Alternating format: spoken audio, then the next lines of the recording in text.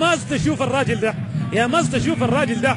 كورة ملعوبة أمامنا، تسديدة ومحاولة داخل منطقة الجزاء. ليما يأتي بالهدف الأول. ليما تم الرد من جانب ليما، وهدف من أول للضيف بعد طول انتظار.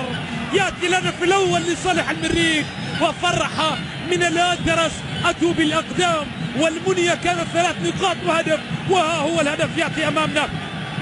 كرة داخل منطقة الجزاء تلعب أمامنا في ظل استرسال دفاعي.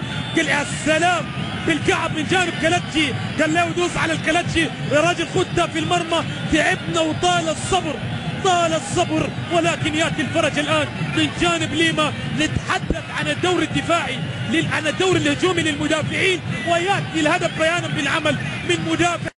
وهارد لك لفريق نادي انت هارد لك لفريق نادي الاهلي شندي، وشكرا عظيما لمدينه شندي وكرم اهلها الذين استضافوا فريق نادي المريخ وجماهير فريق نادي المريخ.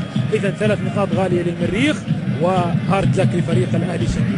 مشاهدينا الكرام، دمتم دوما وطنا جميلا، ودام حضوركم. تقبلوا تحياتي محدثكم سوار الذهب. بعد الفاصل الكلمه للزملاء الاعزاء في الاستوديو التحليلي احمد فؤاد. بعد الفاصل لك الكلمه.